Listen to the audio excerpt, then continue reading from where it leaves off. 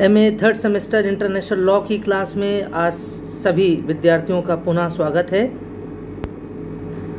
पिछले लेक्चर में जो आपने सुना होगा और जिसको मैंने आज ही अपलोड किया है अपने YouTube पर, वो लेक्चर भी सोर्सेस ऑफ इंटरनेशनल लॉ से संबंधित था।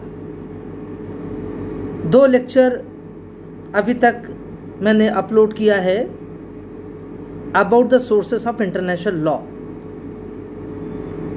तो संभवतः आपने इस दोनों लेक्चर को सुना होगा और अंतर्राष्ट्रीय विधि का किस प्रकार से इसकी उत्पत्ति हुई है, इसकी वृद्धि हुई है, उस संदर्भ में स्रोतों का क्या रोल रहा है, क्या भूमिका रही है, ये आपने पढ़ा होगा अभी तक। आज इस वीडियो लेक्चर में थोड़ी सी हम आपसे बात करना चाहते थे about the evolution of international law in the 20th century। ये संभवतः एक छोटा सा एक विषय रह गया था जो रह गया था और जिसको मैं एड्रेस नहीं कर पाया था।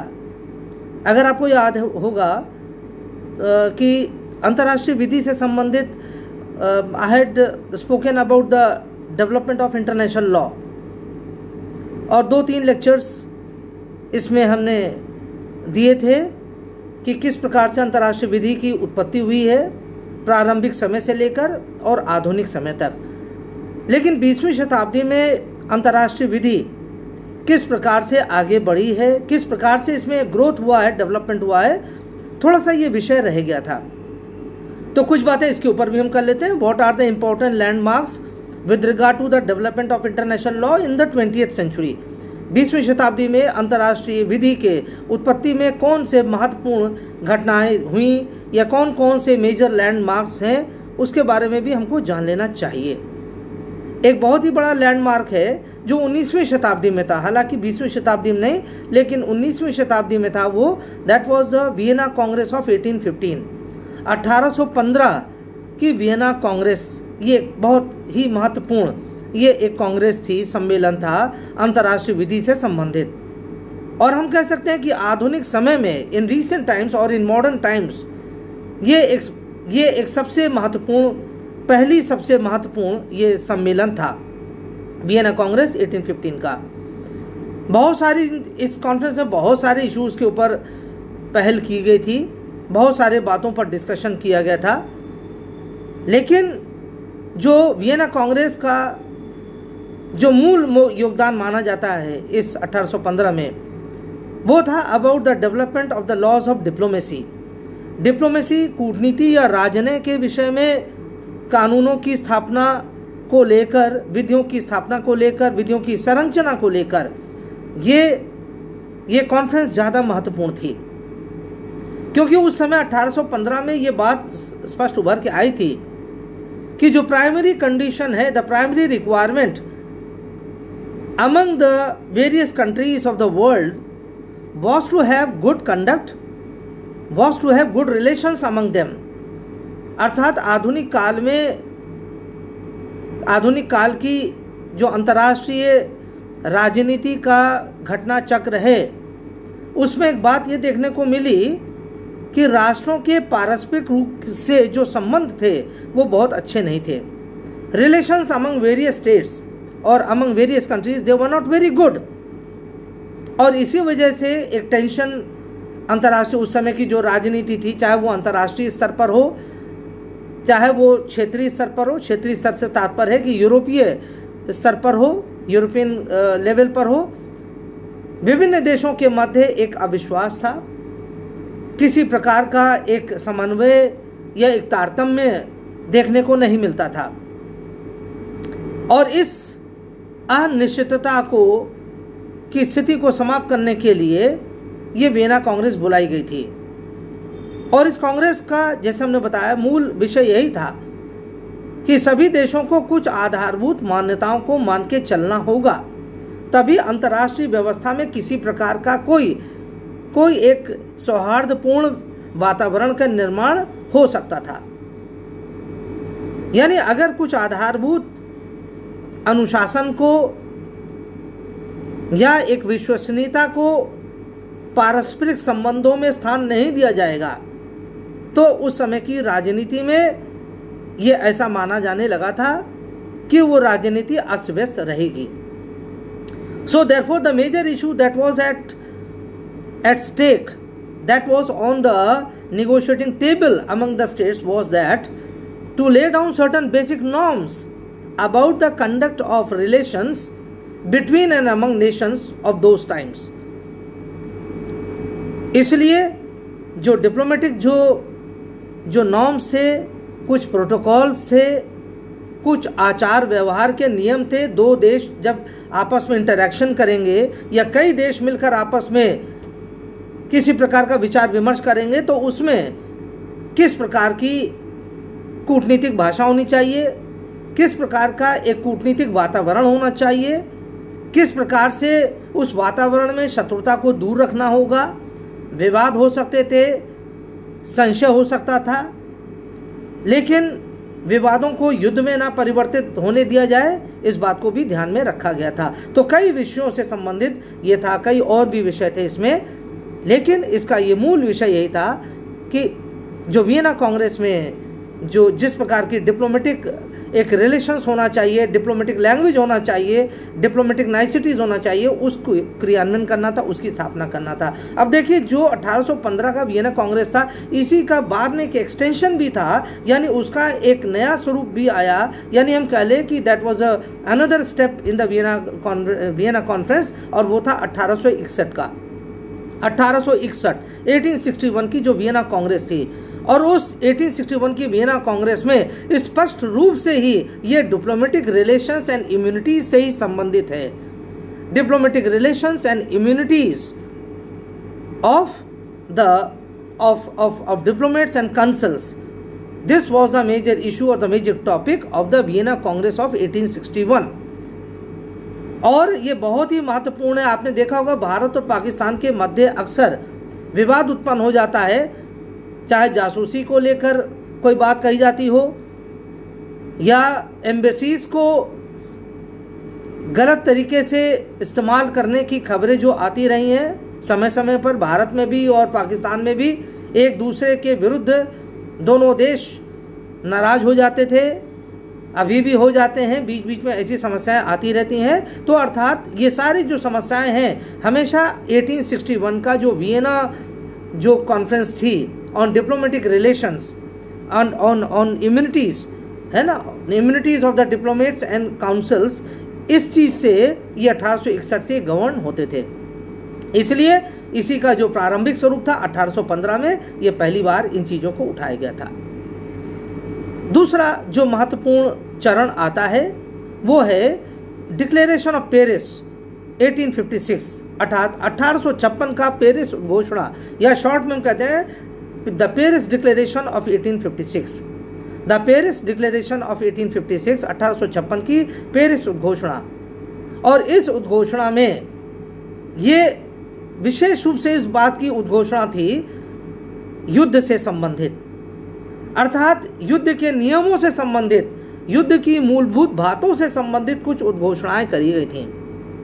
देखिए, 1815 की जो कॉन्फ्रेंस हुई थी उसमें दो देशों के मध्य कैसे शांति बनाए रखा जा सके, दो देशों या अधिक देशों के मध्य कैसे झगड़ों को दूर रखा जा सके, और साथ ही साथ जो राजनय या कूटनीति का जो गतिविधियां थीं राष्ट्रों के मध्य, उसको किस प्रकार से चलाया जाए। लेकिन जो 1856 का जो पेरिस घोषणा थी उसमें स्पष्ट रूप से युद्ध के संदर्भ में कहा गया था, और विशेष रूप से जो नेवल वॉरफेयर था, नेवल वॉरफेयर अर्थात जो समुद्री युद्ध था, क्योंकि उस समय बहुत सारे नेवल पावर्स थे, और बहुत सारे से तात्पर्य क्या है, जैसे इंग्लैंड था, फ्रांस था, स्पेन था, जर्मनी भी था कुछ हद तक, डच था जिसे हम कहते हैं नीदरलैंड्स था, यानी पुराना नाम इसका हॉलैंड था, उसी कंट्री का तो ग्रोशियस था, ग्रोशियस ने ही पुस्तक लिखी थी the laws of war and peace. तो 1856 की जो पेरिस घोषणा थी उसका मूल विषय यही था, उसका मूल विषय था युद्ध से संबंधित बातों को सिस्टमेटाइज करना या उसको सुव्यवस्थित करना।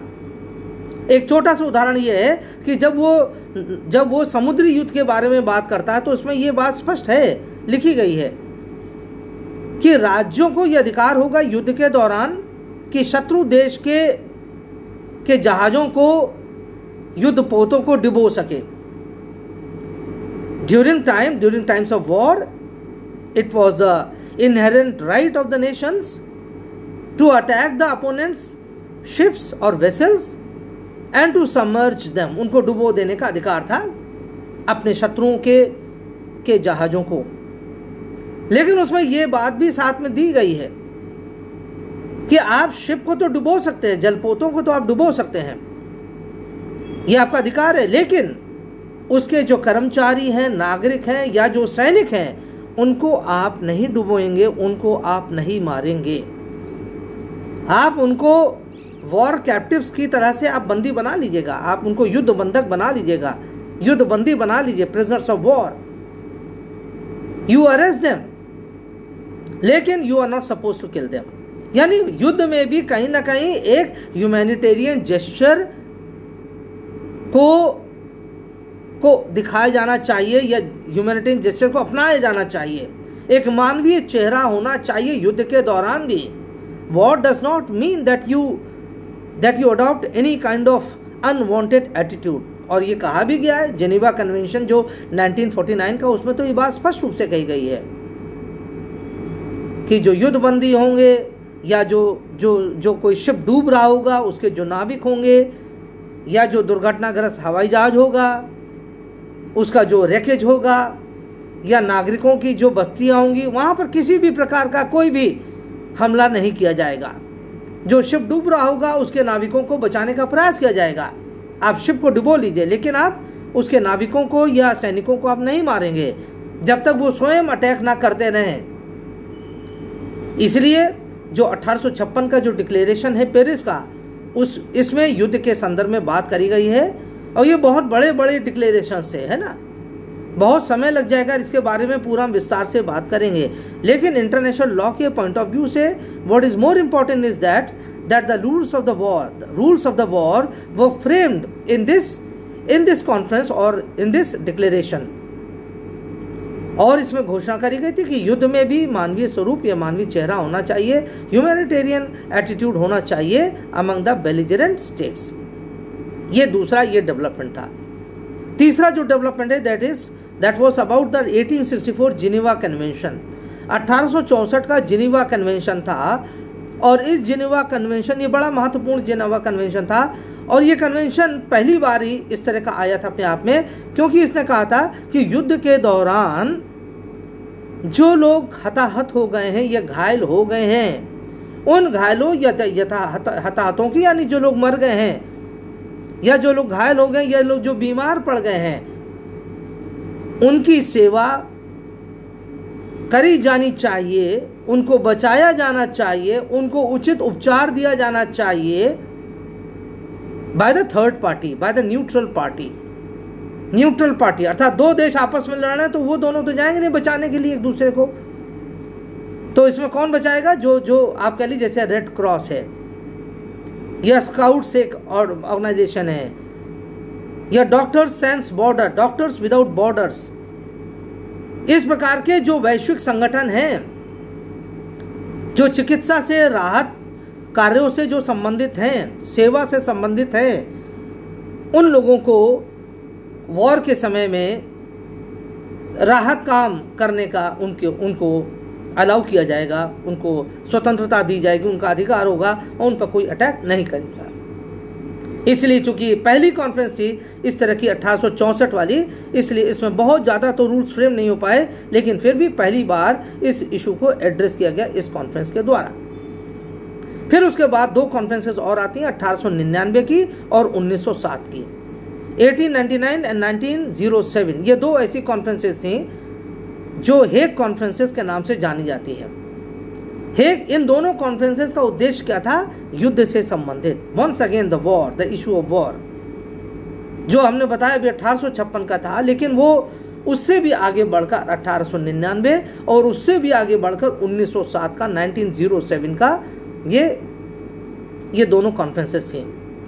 और इस कॉन्फ्रेंस में इस बात को हाईलाइट किया गया था, इस पर बल दिया गया था कि एरियल वॉरफेयर को लेकर, एरियल वॉरफेयर अर्थात हवाई युद्ध किस प्रकार का होगा।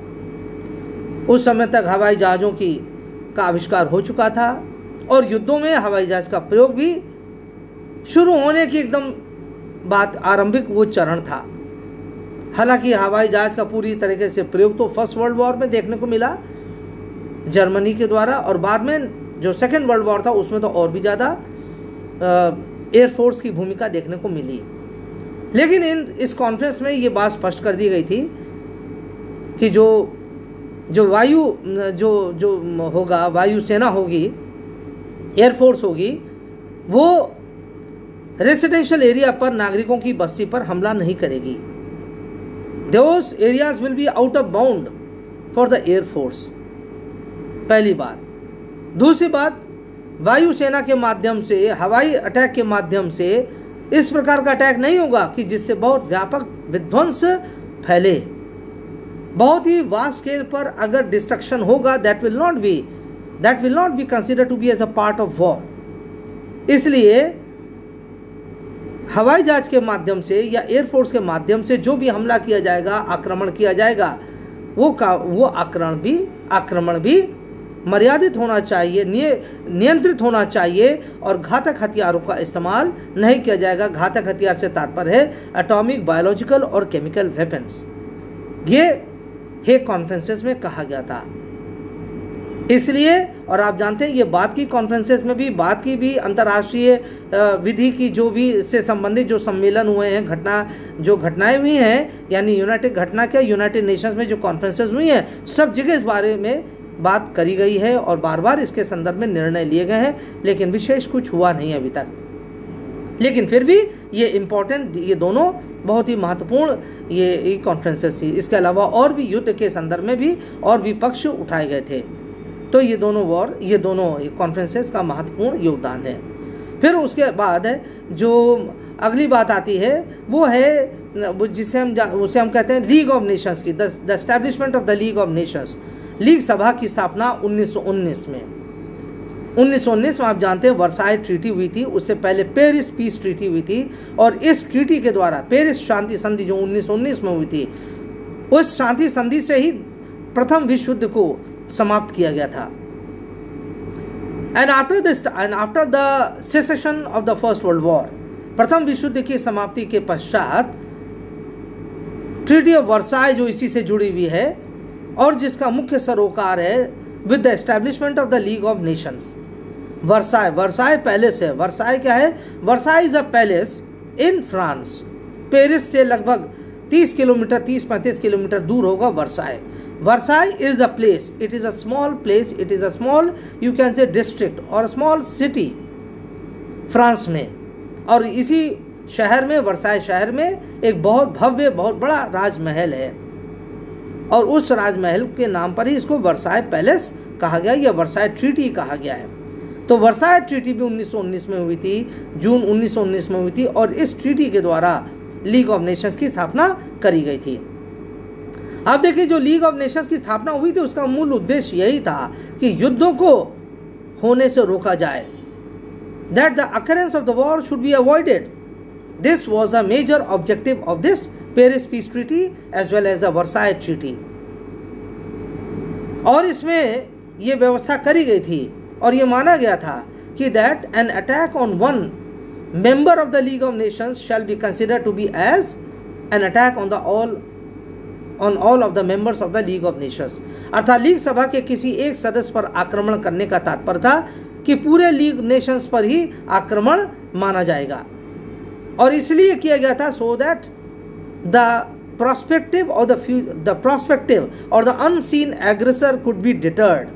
अर्थात जो आगे आने वाला कोई अगर आक्रमणकारी देश है उसके ऊपर किसी प्रकार का चेक लगाया जा सके, उसको डराया जा सके, उसको प्रेशर में रखा जा सके, यही इसका मूल उद्देश्य था। क्योंकि विभिन्न देशों ने अपने आचरण के द्वारा प्रथम विश्व युद्ध में जिस प्रकार से जर्मनी ने दूसरे देशों पर आक्रमण करना शुरू किया, अपने पड़ोसी राज्यों पर आक्रमण करना शुरू किया, चाहे वो इंग्लैंड हो, चाहे वो स्विट्ज़रलैंड हो, चाहे बेल्जियम हो, जितने जितने उसने अपने पड़ोसी राज्यों पर उसने आक्रमण करना शुरू किया, उससे ये बात स्पष्ट हो गई कि अब अगर किसी वैश्विक व्यवस्था में कोई ऐसी व्यवस्था नहीं करी गई, कोई ऐसा नियम नहीं बनाया गया कि जो भविष्य में आने वाले आक्रामक देश हैं, आक्रमणकारी देश हैं, अगर उनको ऊपर भय नहीं अगर स्थापित किया गया पहले से, तो उनको आगे भी ऐसा मौका मिलता रहेगा। और देखिए मिला भी। 1939 में जब सेकेंड वर्ल्ड वॉर आरंभ हुआ, again it was Germany that started the second world war. In the same way, in the first world war, it was Germany. जब जर्मनी के राजकुमार की हत्या हो गई थी, तो जर्मनी ने आरोप लगाया अपने पड़ोसी राज्यों पर कि उसने जर्मनी के शासक की, राजकुमार की हत्या करी है, और इस तरह से जर्मनी को एक बहाना मिल गया अपने पड़ोसी राज्यों पर आक्रमण करने का और उसको एक व्यापक युद्ध का स्वरूप देने के लिए। इसलिए जो लीग ऑफ नेशंस की स्थापना हुई थी, उस स्थापना में इसका बहुत प्रमुख यही मानना था कि अंतर्राष्ट्रीय शांति, अंतर्राष्ट्रीय व्यवस्था, अंतर्राष्ट्रीय सहयोग, इन तीनों चीज़ों को आगे बढ़ाने के लिए लीग सभा की स्थापना करी जा रही है और सभी राष्ट्रों को इसमें अपना सहयोग देना होगा। तो शॉर्ट में लीग ऑफ नेशंस का ये मैंडेट था या ये उसका उद्देश्य था। हालांकि और भी बहुत सारे बातों पर बात हुई थी, इसमें बहुत सारी बातें शामिल करी गई हैं, लेकिन जब हम बात करते हैं about the development of international law, तो युद्ध एक बहुत बड़ा एक विषय रहा है 19वीं शताब्दी में और 20वीं शताब्दी में। आप जानते हैं, you know it very well, both in the 19th and the 20th century, war has been a very, very big issue. And because war was at that time it has started manifesting in various ways. अलग अलग स्वरूपों में उसका स्वरूप सामने आने लगा था। और जैसे हम कहते हैं कि वो उसका सी वॉरफेयर सामने आने लगा था, सारे कंट्रीज आगे बढ़ रहे थे, लैंड वॉरफेयर भी काफ़ी ज़्यादा बढ़ने लगे था, और साथ ही साथ एरियल वॉरफेयर की भी शुरुआत हो गई थी। इसलिए आप देखिए कि जितने भी हमने अभी तक डेवलपमेंट्स के बारे में बताए हैं, अधिकांश युद्ध से संबंधित 19वीं और 20वीं शताब्दी में ये सम्मेलन हुए थे युद्ध का निराकरण करने के लिए, क्योंकि सबसे ज़्यादा यही भय पैदा कर रहे थे अंतर्राष्ट्रीय व्यवस्था में, अंतर्राष्ट्रीय शांति और सुरक्षा को लेकर। लीग ऑफ नेशंस के बाद दूसरा अगला जो महत्वपूर्ण जो चरण आता है, उसे हम कहते हैं the treaty of Locarno. The treaty of Locarno 1925 का जो लोकार्नो जो संधि थी, इस संधि में वही यूरोपीय देश थे बहुत सारे, फ्रांस था, जर्मनी था, बेल्जियम था, है ना, हॉलैंड थे, ये कई सारे ऐसे राज्य थे, इंग्लैंड था, जिन्होंने लोकार्नो ट्रीटी नाम का ये संधि करी थी। इस ट्रीटी के माध्यम से एक बहुत बड़ा निर्णय लिया गया था, वो भी युद्ध से संबंधित था, और वो निर्णय ये था कि अब एक, जिसे आप कह लिए युद्ध के रूप में, युद्ध इसको दूसरी तरह समझ लीजिए कि अर्थात युद्ध किसी भी देश की एक पॉलिसी के रूप में इस्तेमाल नहीं किया जाएगा। That war will not be used as a national policy of any country to settle disputes or to settle scores with other countries। अर्थात किसी भी देश के द्वारा युद्ध को एक हथकंडे की तरह से, एक उपकरण की तरह से इस्तेमाल नहीं किया जाएगा किसी भी देश के द्वारा, अर्थात यूरोप के किसी भी देश के द्वारा, और ख़ास तौर से जो सिग्नेटरी स्टेट्स थे, जो फ्रांस था, जर्मनी था, इंग्लैंड था, बेल्जियम था, है ना, और भी जो देश थे उस समय लोकार्नो ट्रीटी में जो शामिल हुए थे, उन लोगों ने आपस में संधि किया था कि हमारे जो आपस के जो विवाद हैं, जो आप कह लिए मतभेद हैं, उन विवादों और मतभेदों को हम सुलझाने के लिए युद्ध का सहारा नहीं लेंगे। अर्थात युद्ध हमारे देश की रणनीति की तरह से इस्तेमाल नहीं किया जाएगा हमारे देश के द्वारा। इसलिए there was a very specific declaration, not declaration, but there was a very important landmark treaty that war henceforth will be renounced by all the signatory states as a war instrument। अर्थात एक बहुत बड़ी संधि करी गई थी, उन्होंने इससे स्पष्ट इस बात की घोषणा किया, हस्ताक्षर किए कि अब से हम युद्ध को अपनी राष्ट्र की एक नीति के रूप में, उपकरण के रूप में इस्तेमाल नहीं करेंगे अपने मतभेदों को, विवादों को सुलझाने के लिए जो दूसरे देशों के साथ हैं। और ये 1925 की ये लोकार्नो ट्रीटी थी। तो इसलिए इसने एक बहुत बड़ा, आप कह लीजिए कि एक कदम बढ़ाया जो लीग ऑफ नेशंस का जो एक प्रतिज्ञा था, जिसे हम कहते हैं the covenant of the League of Nations, अर्थात लीग सभा का जो एक शपथ पत्र था, प्रतिज्ञा पत्र था, उसे कोवेनेंट को हम कहते हैं प्रतिज्ञा पत्र, है ना। तो प्रतिज्ञा पत्र या उसकी संविदा भी कहते हैं। संविदा क्या है? What is covenant? Covenant is something also like a promise, like a legal promise that you promise not to resort to violence, not to resort to war in order to solve any of your disputes with your opponents। तो अर्थात अपने विरोधियों के साथ आप युद्ध का इस्तेमाल नहीं करेंगे, क्योंकि उस समय ये एक प्रथा सी बन गई थी विभिन्न देशों के मध्य, यानी जो शक्तिशाली देश थे, चाहे फ्रांस कीजिए, चाहे जर्मनी हो, चाहे इंग्लैंड हो, है ना, चाहे स्पेन हो, ये सारे देश दे वर वेरी पावरफुल, और उनके पास इतना सामर्थ्य था कि वो कम शक्तिशाली देशों को या अशक्त देशों को या तटस्थ देशों पर आक्रमण कर सकते थे, उनकी स्वतंत्रता को वो विनष्ट कर सकते थे। They had the power to destroy और to at least attack and cripple the less powerful countries और you can say the neutral states. Therefore it was a very important treaty of 1925। और 3 साल बाद एक और भी हुआ था, और जिसे हम कहते हैं Kellogg Briand pact. The Kellogg Briand pact, Kellogg KELLOGG,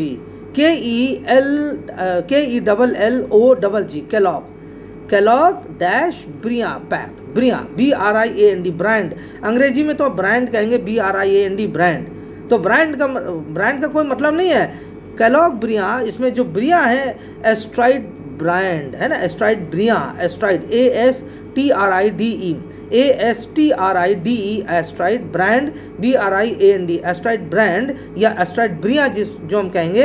he was a French foreign minister at that time, वो फ्रांस के वो विदेश मंत्री थे, और इनके द्वारा ये एक जो केलॉग जो ब्रियां जो पैक्ट था, इनके द्वारा ये एक पैक्ट किया गया, आपस में समझौता किया गया, और समझौते में भी फ्रांस था, जर्मनी था, इंग्लैंड थे, ये जो महत्वपूर्ण जो शक्तिशाली देश थे, उन्होंने एक बार पुनः इस बात को आप कह लीजिए कि दोहराया कि वो किसी भी प्रकार से शक्ति का सहारा नहीं लेंगे। That to resolve any difference or any dispute among themselves, they are not going to use violence, they are not going to use force against their adversary states। अपने विरोधी राज्यों के साथ किसी भी प्रकार से वो शक्ति का सहारा नहीं लेंगे, सेना का सहारा नहीं लेंगे, आक्रमण नहीं करेंगे, क्योंकि एक सरचार्ज वो एटमॉस्फेयर हो गया था, और इसलिए वो एक थोड़ा सा खतरा उत्पन्न हो रहा था। ऐसी उस समय की जो यूरोपीय राजनीतिक परिस्थितियां बन गई थीं, जो यूरोपियन पॉलिटिकल जो सर्कमस्टांसेस थी उस तरह की बन गई थी, यानी खतरा उत्पन्न हो रहा था एक दूसरे से ही, और इसीलिए बार बार ये 1925 और 1928 का ये जो केलॉग-ब्रियां पैक्ट था, उसने इसी बात को निर्मूल करने के लिए, इसको ओबिएट करने के लिए इस प्रकार का उसने ये एक आपके लिए कदम उठाया। लेकिन ना केलॉग-ब्रियां पैक्ट काम में आया, ना लोकार्नो ट्रीटी काम में आई। 1925 और 1928 ये दोनों जो कदम उठाए गए, they did not prove to be very successful because there was intense, you can say, distrust among nations. इतना होने के बाद भी जो आपस में मतभेद थे, आपस में जो एक आप कह लीजिए संशय था एक दूसरे को लेकर, जैसे समय भारत और चीन के मध्य बड़ा संशय है। India thinks, and may be rightly most of the times, that China is amassing its more powers to terrorize, to pressurize India, and maybe if an opportunity exists also to attack India। तो भारत हमेशा ही चीन को लेकर सतर्क रहता है, और बहुत पहले से 62 के बाद से ये भारत की सतर्कता बिल्कुल हमेशा हाई अलर्ट पर रही है। The same is with regard to China vis-a-vis India. चीन भी भारत के संदर्भ में यही सोचता है कि भारत अंदर ही अंदर षड्यंत्र रच रहा है चीन के विरुद्ध। और क्यों सोचता है? क्योंकि पहले कहता है कि आपने तो पहले दलाई लामा को अपने यहाँ बुला लिया, शेल्टर दे दिया, और दलाई लामा हमारे विरुद्ध कुछ ना कुछ विष वमन करता रहता है, जहर उगलता रहता है। दलाई लामा वो हमारा शत्रु है, वो देशद्रोही है, इसलिए पहले आप उसको जब तक वापस नहीं करेंगे तो भारत और चीन के संदर्भ के संबंध कभी अब नॉर्मल नहीं होने वाले हैं। सामान्य नहीं होगा। तो इसलिए चीन ने कंडीशन लगा दिया, unless and until Dalai Lama is returned और extradited to China there won't be a lasting peace between the two countries. और साथ ही साथ चीन को ये भी अब तो खतरा हो गया कि जब से दौलत बेग ओल्डी रोड भारत ने बना दिया है, लेह से लेकर पूरा दौलत बेग ओल्डी से आगे निकलकर काराकोरम जो रेंज है, जहाँ से चीन का वन बेल्ट वन रोड पास होता है या सीपेक कॉरिडोर पास होता है और पाकिस्तान में जाता है, भारत ने पूरा ये सड़क वहाँ तक बना लिया। तब से तो चीन का और भी शक और संशय बढ़ गया है भारत के ऊपर। तो कहने का तात्पर्य जो जितने ज़्यादा शक बने रहेंगे, संशय बना रहेगा, मिसट्रस्ट रहेगा, lack of faith, lack of confidence बना रहेगा, तब तक इस प्रकार के चाहे कोई संधि हो, चाहे कोई समझौता हो, बहुत दिनों तक टिकने वाले नहीं है। और ये बात 1925 और 1928 में के होने के बाद भी ये चीज़ें काम नहीं आई। और इस बात को और भी देखने को मिलता है कि जब सेकेंड वर्ल्ड वॉर शुरू हो गया 1928 के बाद, तो कोई ज़्यादा 1928 से लेकर 1939 के बीच में कोई बहुत बड़ा लैंडमार्क नहीं आया with regard to international law. और क्यों नहीं आया? Because of the gradual rise of Germany after 1936। 7-8 साल बाद तो जर्मनी बिल्कुल अपने असली तेवर में आने लगा और जर्मनी ने इस बात के संकेत देना शुरू भी कर दिया था कि Germany was very dissatisfied with its neighbouring countries. और वो प्रथम विश्व युद्ध में जो जर्मनी का जो अपमान हुआ था, जो बार बार कहता था कि जर्मन नेशन का और जो जर्मन पीपल थे उनका जो ये अपमान हुआ है उसको कदापि भूल नहीं पाएगा।